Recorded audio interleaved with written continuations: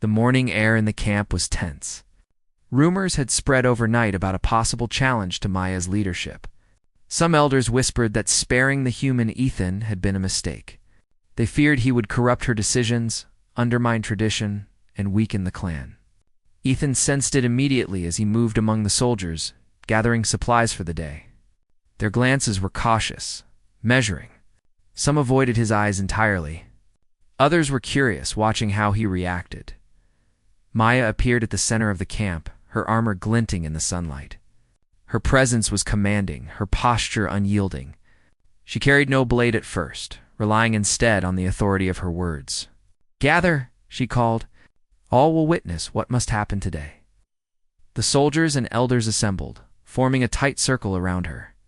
Ethan stood beside her, unsure if he should. Maya glanced at him, a subtle nod indicating he was to stay. The air was thick with tension. "You have questioned my decisions," one elder said, stepping forward. His voice was sharp, accusatory. "You have endangered the clan by allowing a human to walk among us freely. We demand judgment." Ethan remained calm, arms relaxed, but eyes alert. Maya's jaw tightened. "I allowed him to survive the trials," she said. "He has proven skill, courage, and loyalty. That is more than many here have done. You endanger us all." Another elder growled. "A human cannot be trusted. He could turn against us at any moment. You have weakened your leadership." The whispers among the soldiers grew louder. Ethan noticed a few shifting uneasily, their loyalties divided. Maya raised her hand, silencing the murmurs. "If judgment is required," she said, "then let it be witnessed. But know this, the hunt has not ended, and our clan faces enemies beyond these walls. Today, loyalty and courage will be tested, not mere words." Before the elders could respond, a loud, harsh cry echoed from the perimeter of the camp. Soldiers shouted, and alarm bells rang. Shadows moved among the rocks and tents. A rival clan had arrived, attacking while the leadership was distracted. Chaos erupted immediately. Soldiers scrambled to defend their positions. Weapons were drawn, and Ethan instinctively grabbed a sturdy piece of metal, ready to help. Maya's eyes met his briefly. "Do not hesitate," she said. The first wave of attackers was swift and brutal. Ethan ducked behind a low wall, observing the movements and patterns of the enemy. Using a combination of logic and instinct, he threw small rocks to trigger traps left by the clan, creating barriers and distractions. His actions allowed a few soldiers to regroup and counterattack. Maya moved like a storm through the battlefield, her blades slicing and striking with precision. She blocked blows, parried attacks, and guided her warriors with short, commanding shouts. Ethan followed her movements carefully, noting how she positioned herself, the angles she used, and the way she calculated risk. He mirrored her approach when possible, using traps, timing, and observation rather than brute force. One of the rival soldiers managed to sneak behind Maya and strike. Ethan reacted instantly, pushing the attacker away and saving her from a potentially fatal wound. Maya's eyes widened for the briefest moment before returning to the fight. She did not speak, but her trust in him deepened silently. Throughout the battle, Ethan improvised with scavenged tools and simple engineering. A broken drone from a previous salvage job became a scout, hovering over enemy positions and transmitting their movements. A pile of metal scraps turned into makeshift barricades. Every action he took saved lives and shifted the balance in favor of Maya's clan. The rival clan pressed harder, using surprise and aggression. Maya led a small group to flank them, while Ethan guided another set of soldiers using clever tactics. Together, human ingenuity and alien skill began to turn the tide amid the chaos. Some of the elders who had opposed Ethan's presence attempted to seize weapons and retreat. Maya's voice cut through the noise. "You will not abandon your people," she roared. "Stand and fight." Ethan moved to intercept them, blocking their escape routes and demonstrating leadership in the heat of battle. The soldiers, both loyal and hesitant, followed his example. Inspired by his calm and steady presence, minutes stretched into hours. Sweat, dust, and the metallic temps of blood filled the air. Ethan saved soldiers more than once, using quick thinking to prevent ambushes. Maya fought tirelessly, her strength and skill unmatched. But she relied on Ethan's guidance and human logic to anticipate moves she could not predict. Finally, with a coordinated effort, the rival clan was driven back. The attackers fled into the rocky wilderness, leaving the camp battered but alive. Soldiers cheered, some collapsing from exhaustion. Maya stood at the center, chest heaving, eyes scanning the battlefield. She looked at Ethan. "You were invaluable," she said. Her voice was low, almost reverent. "I underestimated humans." Ethan smiled faintly. "We all have strengths," he said. "I just hope we survived." The elders who had plotted against him were exposed during the battle. Some had collaborated with the rival clan, hoping to weaken Maya and seize control. Their betrayal was clear. The soldiers captured them, and Maya's judgment was swift but measured. She did not kill them outright, but she stripped them of rank and banished them from the inner circle. The camp began to recover. Fires were rebuilt, weapons repaired, and the wounded tended to. Ethan moved among the soldiers, offering advice and helping wherever he could. Maya watched silently, noting how he continued to act without seeking recognition or power. That evening, the camp gathered around the central fire. Maya spoke to the clan, her voice carrying authority and strength. "Today our clan faced enemies who sought to divide us. We survived because of skill, courage, and unity. We survived because even a human, a stranger among us, stood with us and fought alongside us." The soldiers whispered among themselves, some in disbelief, some in admiration. Ethan remained quiet, letting Maya's words carry the meaning. "You have proven loyalty," Maya continued, her eyes sweeping over the assembly. "And you have proven courage. You will walk among us freely, human, as an ally of the clan. Let no one question your place again." Ethan nodded slightly, feeling a quiet satisfaction. He had survived the impossible, helped save lives, and earned the trust of a warrior he had once thought untouchable. Later that night, Maya approached him privately. The firelight reflected in her eyes, revealing a mix of respect, curiosity, and something unspoken. "You changed the outcome today," she said. "Not by strength alone, but by seeing what others could not see. That is rare." "I just did what I could," Ethan replied, still calm, still measured. "You are unlike any human I have met," Maya said softly. "I do not understand you, but I see value.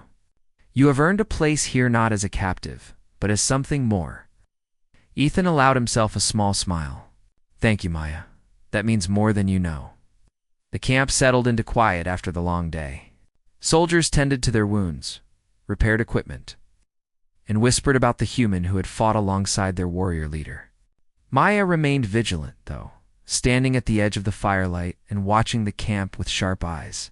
She had seen bravery before, but Ethan's calm, clever, and loyal nature unsettled her in ways she could not yet name. Ethan found a quiet spot near the edge of the camp and sat, reflecting on the events of the day. He had survived the hunt, the betrayal, and the battle. He had proven himself in a culture that prized strength above all else, and he had done so without raising his voice, without arrogance, and without fear. Somewhere in the shadows, Maya watched him again. Her thoughts were complicated, filled with grudging admiration and curiosity. The human smiled in the face of danger, saved lives, and earned respect without even trying. She had always believed that fear and dominance were the only ways to control, to survive. Ethan had shown her otherwise. As the night deepened and the stars twinkled overhead, the camp breathed a collective sigh of relief. Alliances had shifted, trust had been tested, and survival had been proven. Maya knew that the days ahead would continue to challenge them, but for the first time, she considered a future where humans and her people could stand together. Ethan closed his eyes, feeling the exhaustion of the day, but also a quiet pride. He had survived not just by skill, but by observing, thinking, and acting with calm purpose. He had earned trust, protected lives, and begun to bridge the gap between species. And he knew that the human spirit, the courage to stand, the willingness to help, quiet strength to smile in the face of danger would continue to shape the days ahead. Captain Ryan Hayes stood at the edge of the observation deck, staring at the vastness of the Valaran space station orbiting the blue gas giant below. The structure was unlike anything he had ever seen. It shimmered like a giant crystal, catching the light of distant stars in a way that made the entire station glow. From this distance, the spires looked delicate, almost fragile. Yet he knew better. The Valarans were a race of warriors and rulers, feared across multiple star systems. Their empire had expanded quickly, not through diplomacy but through sheer strength and intelligence. Ryan adjusted the strap of his uniform and tried to calm the rapid beat of his heart. He was a human, an ambassador from Earth, chosen for his ability to think quickly and act bravely under pressure. But as he gazed at the palace of the Velaran Queen Selthera, he couldn't help but feel small. This mission was unlike anything he had faced before. One wrong word, one careless gesture, and it could mean war or humiliation, or worse, death. "Captain Hayes, you should prepare," said Lieutenant Mara, his assistant. She was young but sharp, with a mind that matched his own wit. The Queen doesn't usually meet humans directly. This could be challenging. Ryan gave her a half-smile. "Challenging is my specialty," he said, though his stomach churned at the thought. Humor had always been his way to cope with tension, and he hoped it would serve him well here. They were escorted by 2 Valaran guards, tall and imposing with gold-tinted armor that seemed to meld with their bodies. Their eyes glowed faintly, a sign of their status and power. Ryan followed silently, trying to appear calm while every nerve in his body screamed warnings. The corridors of the palace were lined with walls that seemed alive, pulsing with energy that made the air feel heavier. Symbols and patterns unfamiliar to him danced along the walls, and he realized that every detail was meant to impress and intimidate. Finally, they arrived at the throne room. The doors were massive, made of crystal and reinforced with energy fields. The guards signaled, and the doors slid open with a hum that echoed in the chamber. Ryan stepped inside. The room was enormous. High ceilings arched above, and the walls glimmered with reflective surfaces that made it feel endless. At the far end, seated on a throne that appeared to float above the ground, was Queen Selthara herself. She was more magnificent than any description could capture. Her skin shimmered like liquid gold, her eyes a piercing amber that seemed to see directly into him. Long, flowing tendrils of hair glowed faintly, and her posture radiated authority. Ryan swallowed hard. He had prepared for protocol, for intimidation, for battle even, but he had not prepared for the overwhelming presence of the Queen. She rose from her throne with a grace that seemed impossible, gliding down without making a sound. When she stopped before him, she tilted her head slightly and asked in a voice that resonated with power and curiosity, "Am I ugly to you, human?" Ryan froze. The question was unexpected. He blinked, unsure how to respond.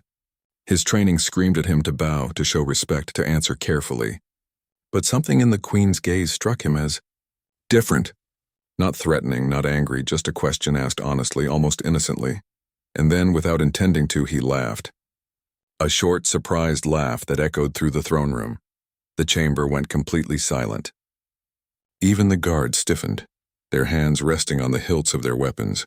Selthera's eyes widened slightly, and for a moment Ryan feared he had made a grave mistake. But then she did something unexpected. She tilted her head and studied him carefully, her expression unreadable. Ryan caught himself still chuckling and realized that he was laughing not at her, but at the absurdity of the situation. He had traveled across stars, faced unknown dangers, and yet here he was, confronted with a queen asking if she was ugly. And he had laughed.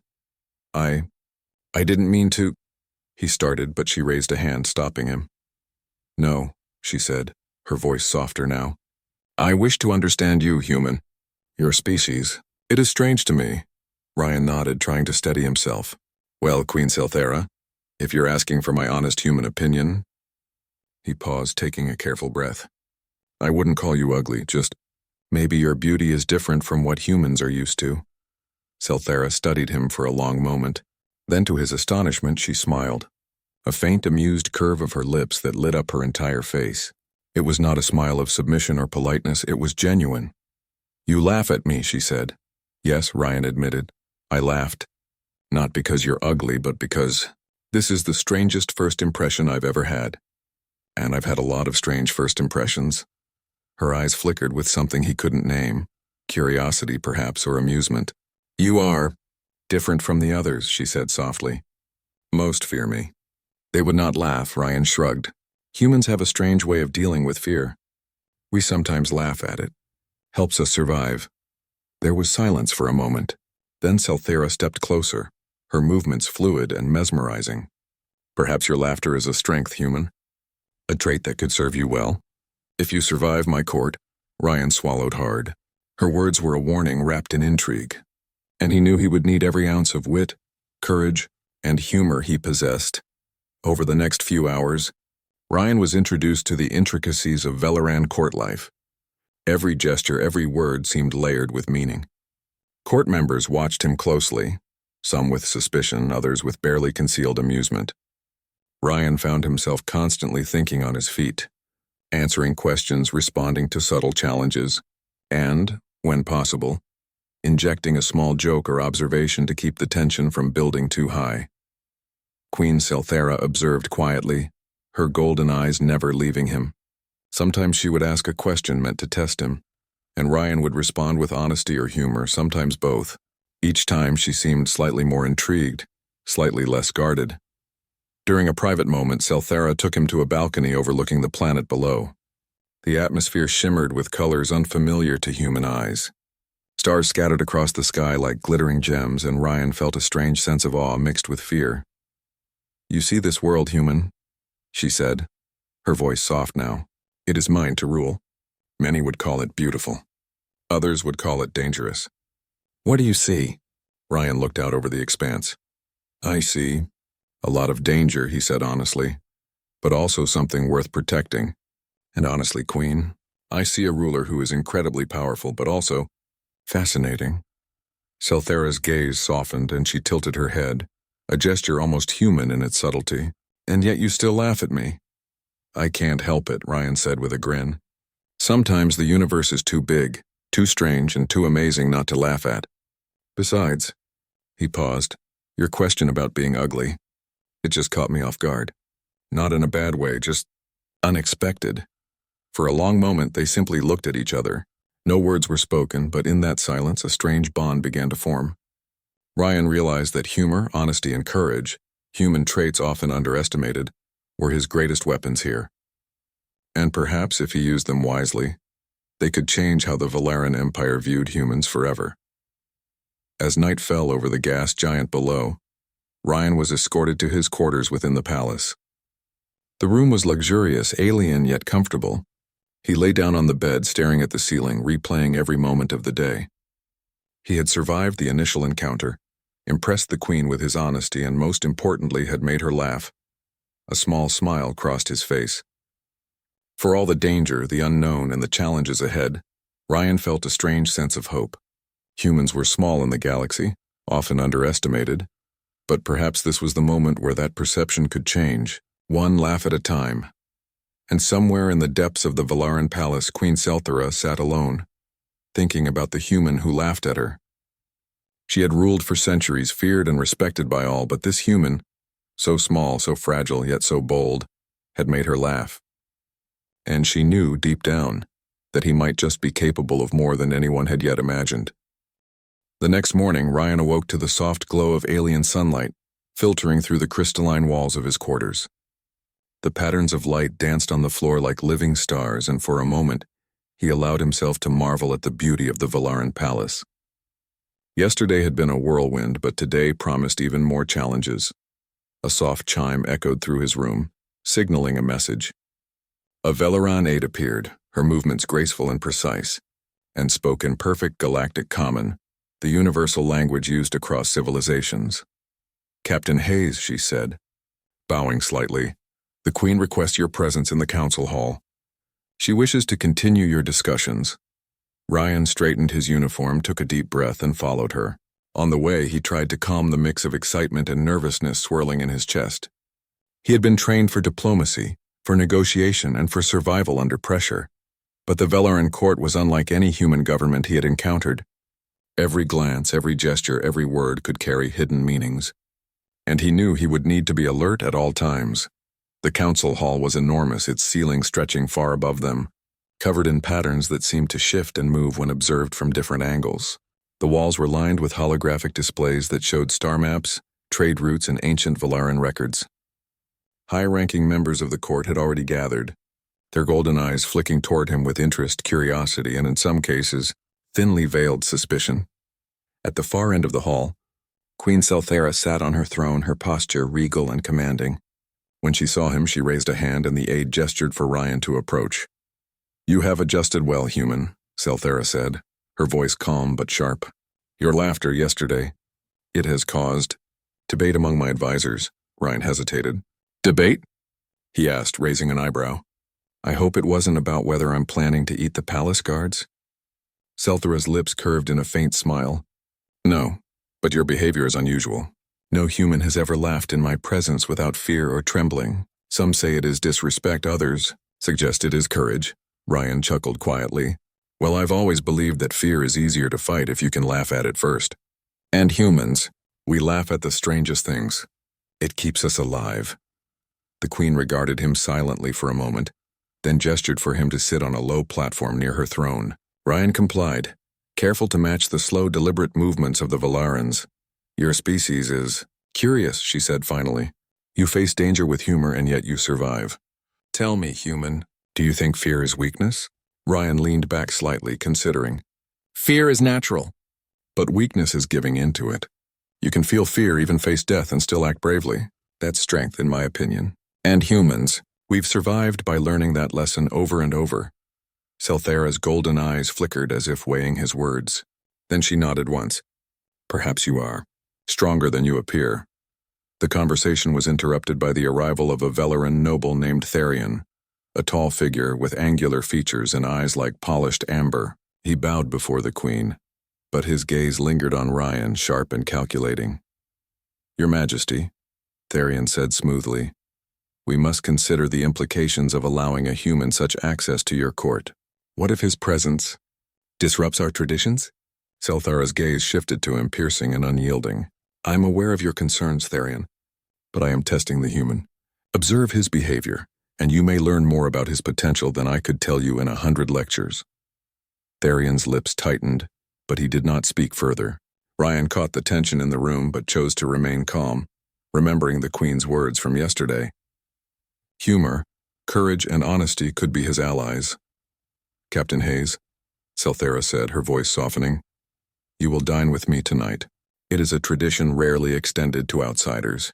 You may find it enlightening." Ryan nodded, trying to mask his nervous excitement. "I'll be honored, Queen Selthara, and I promise I'll try not to embarrass myself or offend anyone too badly." Selthara allowed a small, almost imperceptible smile. "Do not worry, human. Perhaps embarrassment can be enlightening as well." The rest of the day passed in a blur of introductions, observations, and subtle lessons. Ryan was guided through the palace, meeting members of the court, and learning the intricate rules of Valaran etiquette. Each interaction was a test: how he reacted to criticism, how he observed the hierarchy, how he balanced respect with honesty. At one point, he was led to a hall where Valaran scholars studied human cultures, artifacts, and history. They had collected everything they could about Earth, from art to science, trying to understand this species that had so far been on the fringe of galactic power. Ryan noticed some of them whispering, pointing subtly at him. He gave a small wave and a grin, which earned a few nervous chuckles from the scholars.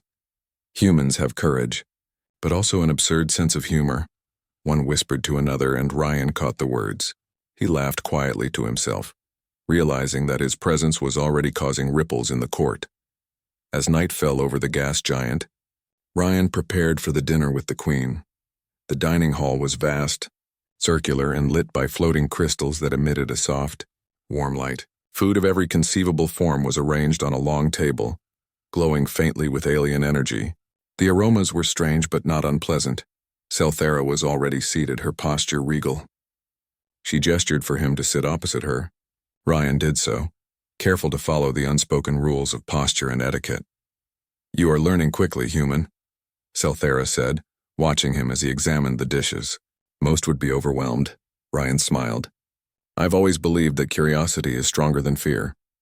If I focus on learning instead of panicking, I usually survive. And in my experience, food helps with that. The Queen raised an eyebrow, and for the first time Ryan noticed a glint of amusement in her eyes. You speak boldly. It is unusual. Most humans would tremble or hide behind words of flattery. Ryan shrugged. I've found that honesty and sometimes humor can open more doors than fear or flattery. Plus, laughter is contagious. It helps everyone relax. Selthera studied him silently for a long moment. Then, unexpectedly, she reached across the table and lightly touched one of the glowing dishes. The food shimmered and changed color. Show me this human humor, she said, her voice melodic. If it is as effective as you claim, it should be. Entertaining. Ryan leaned back and smirked. Well, let's see. I might offend your court with my human taste in food, but I promise it won't be boring. He picked up a small glowing orb of food, examined it closely, and then dramatically pretended to hesitate. This looks dangerous. Could be poisonous, or it could make me immortal. Hard to tell with alien cuisine. Selthera's lips twitched, the closest she had come to a laugh so far. You jest, I do, Ryan said. But only because if I don't, someone might take offense. Humans are careful about survival. Humor is our shield. The Queen allowed herself a small laugh, musical and bright, and Ryan felt a surge of relief. The tension in the room eased, and even the most cautious courtiers relaxed slightly. As the evening progressed, Ryan continued to use humor and honesty to navigate the complex dynamics of the court. He made observations about the strangeness of the rituals, the peculiar habits of certain nobles, and even the overly formal language of the scholars. Each comment was a careful balance, never mocking, never disrespectful, but light enough to bring smiles or chuckles. By the end of the dinner, Selthera was clearly intrigued. You are unlike any human I have ever encountered, she said softly. Most are weak, fearful, or overly ambitious. You are brave, curious, and amusing, Ryan smiled. I try my best. And I have to admit, Queen Selthera, your world is incredible. The architecture, the technology, the people. It's overwhelming, but in a good way. Makes a human feel small, but also alive.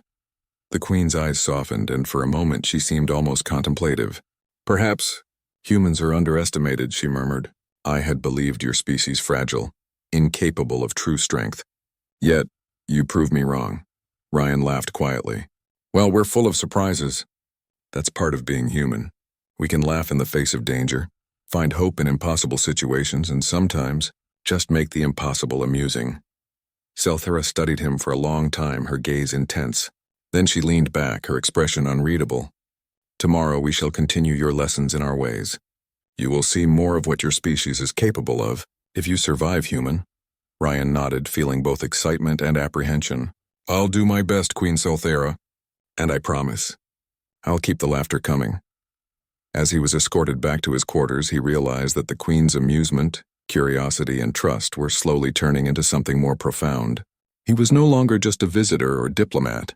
He was a puzzle, a challenge, and perhaps even a teacher in his own way. The human traits he had always relied on, humor, courage, honesty, were beginning to have an effect in a world that had never seen them before. And somewhere in the depths of the palace, Selthera considered the human who laughed at her questions, challenged her authority with humor, and faced her court with unshakable confidence. She had ruled for centuries, yet never had a visitor left such a mark. Perhaps humans were more than she had imagined. The night passed quietly, with Ryan dreaming of stars, alien worlds, and the strange, fascinating. The morning after the battle was quiet, almost serene. Smoke from the previous day's skirmish had cleared, leaving the camp bathed in soft sunlight. Soldiers moved deliberately, repairing weapons, reinforcing defenses, and tending to the wounded. The rival clan had vanished into the wilderness, leaving Maya's people in control of the territory. The elders who had opposed Ethan's presence were silent, their power diminished after yesterday's events. Ethan moved among the camp, observing quietly. He had learned to notice details others missed: the fatigue in soldiers' movements, the subtle injuries left untreated, the morale that needed tending. He helped where he could, distributing food, reinforcing barricades, and offering advice. Though he carried no rank, his presence was respected, and the soldiers had begun to see him as more than just a human among aliens. Maya approached him, her steps silent on the hardened ground. She wore lighter armor today, her blade sheathed. Her expression was unreadable. But Ethan noticed a softness in her eyes that had not been there before. "You did well yesterday," she said. "More than well. You changed the outcome of the battle. You saved lives, human, not just your own." Ethan shrugged lightly. "I did what anyone should. Strategy, timing, awareness. It works with or without strength. Sometimes brains save more than brawn." Maya regarded him silently for a moment. "You are strange. Calm when others panic, careful when others rush. I have seen warriors die from fear or arrogance. You have neither." "I've learned that panic solves nothing," Ethan replied. "And arrogance. Well, that usually gets you killed faster." Her lips twitched almost a smile. "Perhaps humans have more than weakness," she admitted. "Perhaps you proved that." The camp's activity continued, but a sense of order was returning. Soldiers began sharing stories of the battle, speaking in hushed tones about the human who had survived the hunt, aided in the fight, and earned Maya's respect. Ethan kept to the sidelines, observing the interactions, noting alliances and grudges, and learning more about the clan than he ever expected. By midday, Maya summoned him to a private meeting. They walked along a narrow path overlooking a rocky cliff, the wind carrying the scent of dust and distant vegetation. "You have earned a place among us," Maya said, her voice low. "Not as a captive. Not as a curiosity. You have earned respect. That is rare for a human." "I did what I had to do," Ethan replied simply. "I don't need recognition. I only need to survive and help where I can." Her eyes softened slightly. "You are different. Most humans would flee, beg, or fight recklessly. You calculate, you adapt, and you act with courage. You are reliable." Ethan smiled faintly. "Thank you. I hope to continue proving that." Maya's gaze shifted to the camp below. "The clan respects me as their leader, but your presence has changed something. You have shown them that humans can be allies, not enemies. That is powerful." "I only do what I can," Ethan said again, though inwardly he understood the significance. Trust between species was rare, and earning it could shape the future of the clan. They spent the afternoon walking, observing soldiers training, repairing, and interacting.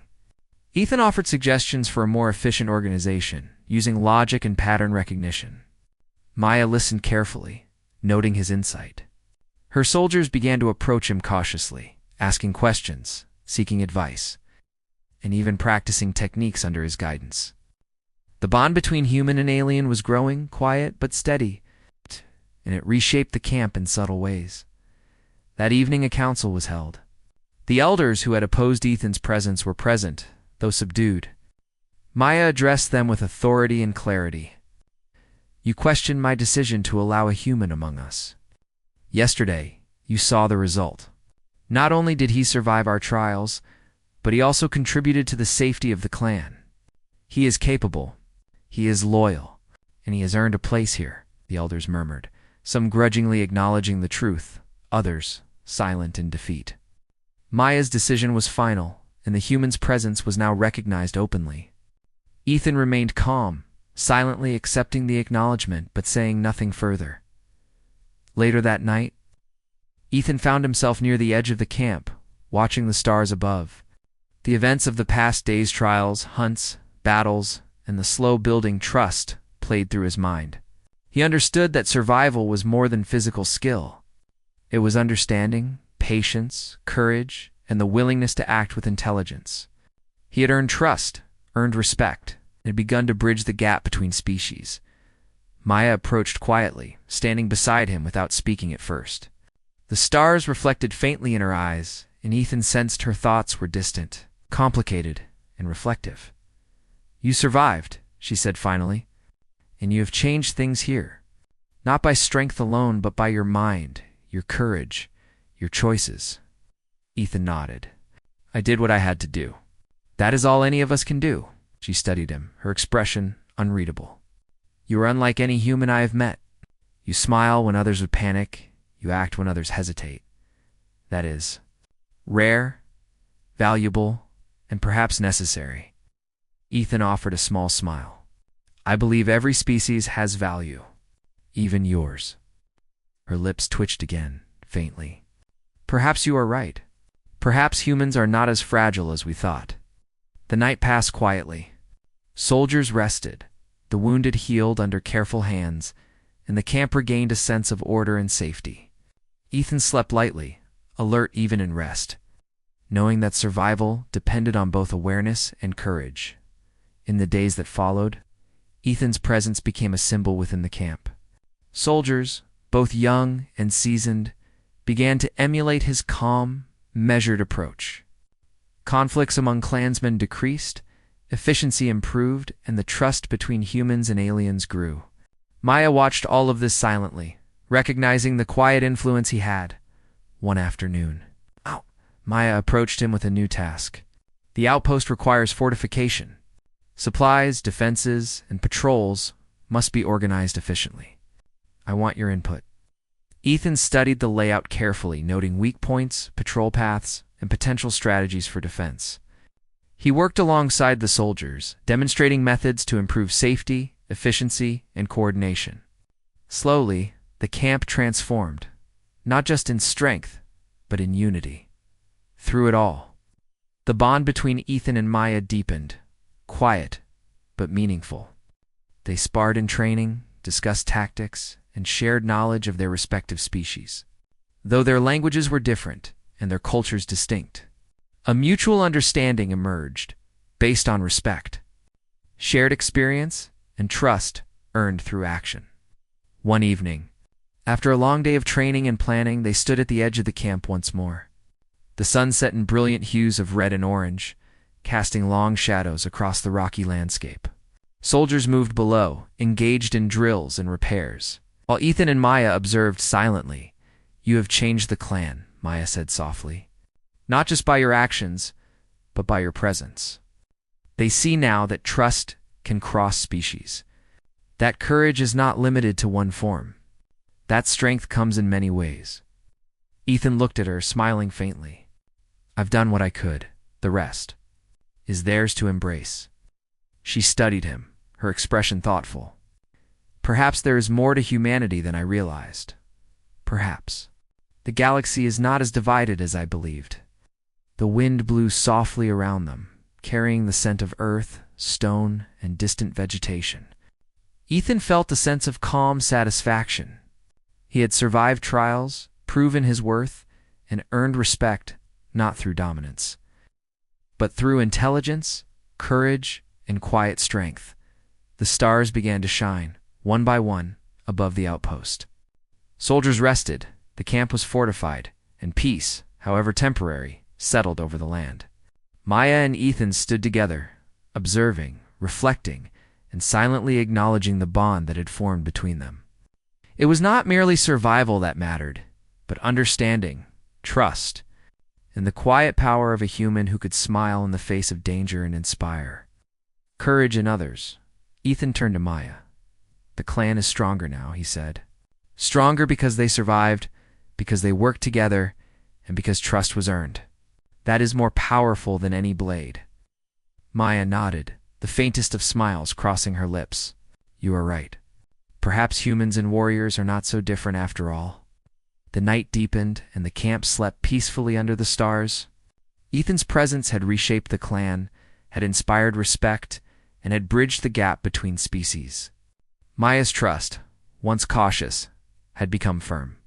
And as the first light of dawn approached, the human and the warrior woman stood side by side, ready for whatever challenges the galaxy might bring next.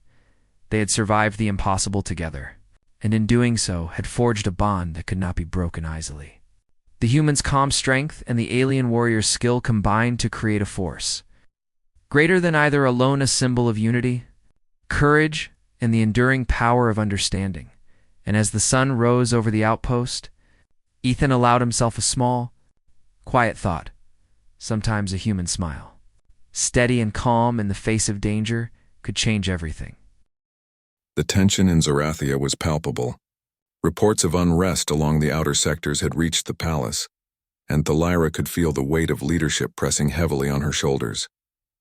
Citizens looked to her for guidance and allies awaited her commands. Yet amid the responsibilities and pressures, one presence remained constant: Alex. His calm, steady composure was a contrast to the storm around them, and his presence reminded Thalira that strength could be measured not only in power, but in principle, courage, and understanding.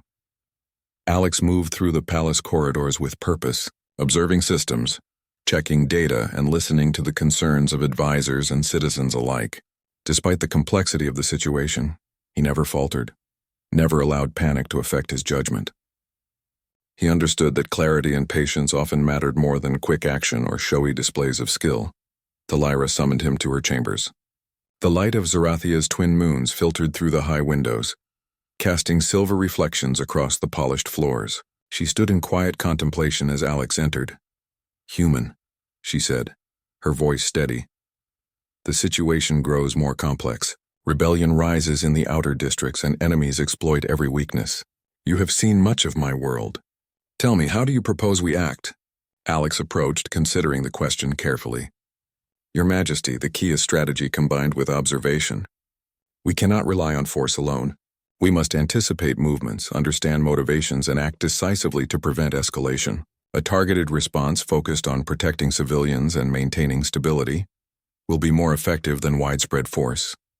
Thalira nodded. She could sense his insight, the way his human perspective complemented Zorathian knowledge. Few beings, human or alien, could think so clearly under pressure. She realized that his value was not only in intelligence but in integrity. He acted without fear, without desire for reward, and without compromise. His principles guided every decision. Together they devised a plan. Alex analyzed the movement of the rebels and suggested interventions that minimized risk to citizens. Thalira coordinated with her military commanders, ensuring that technology, strategy, and timing aligned perfectly. The combined approach was precise, effective, and careful. The following days were tense. Alex moved between city sectors, monitoring developments, adjusting strategies, and advising on energy distribution, communication, and civilian protection. His ability to anticipate problems, communicate clearly, and act decisively inspired those around him. Citizens saw a human who did not seek glory, yet acted with wisdom, courage, and principle. During one particularly critical moment, an outer district faced a coordinated attack from a faction attempting to exploit the energy disruption. Alex positioned energy barriers, guided defenders, and coordinated with Thalira's forces. He moved with calm determination, never reckless, never hesitant. The attack was repelled without significant casualties, a testament to the combination of human ingenuity and Zorathian power. After the crisis, Thalira met him on the palace balcony overlooking the city. The twin moons shone brightly, reflecting off the towers and casting light across the peaceful streets. She studied him carefully, her expression a mixture of curiosity, respect, and something deeper she could not yet define. "You have done much, human," she said softly. "You act with clarity, courage, and principle, and yet you continue to maintain distance." "Why?" Alex met her gaze evenly. "Your Majesty, my distance is not disrespect. It is integrity. To act rightly, one must observe clearly, without bias, without expectation. Proximity can cloud judgment.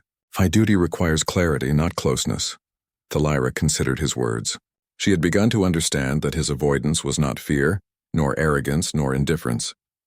It was discipline, principle, and respect, for both himself and her world. Few beings had ever impressed her so deeply without seeking favor, without fear, and without ambition. Days later, a new threat emerged. An enemy fleet approached Zorathia from the outer systems, their intentions unknown but likely hostile. Panic rippled through the city as citizens feared invasion. Thalira convened her council, but Alex spoke first. "Your Majesty, we can predict their movements using orbital scans and trajectory analysis. If we combine Zorathian technology with human strategy, we can create a defensive plan that protects the city and minimizes conflict." Thalira listened intently as he outlined his plan. Energy shields to protect critical districts, strategic positioning of defensive units, and targeted communications to confuse and mislead the enemy fleet. Every step emphasized efficiency, protection of civilians, and careful calculation rather than brute force. When the enemy fleet arrived, Alex's plan worked flawlessly. Shields held, defensive units responded with precision, and the invading forces were unable to breach the city's defenses. Citizens watched in awe as their world remained secure, a testament to intelligence, courage, and the combination of human and Zorathian skill. After the battle, Thalira met Alex once more in her private chambers. The intensity of the past days weighed on both of them, yet she felt a quiet sense of admiration and respect for the human who had proven himself again and again. "You have done more than I could have imagined," she said softly.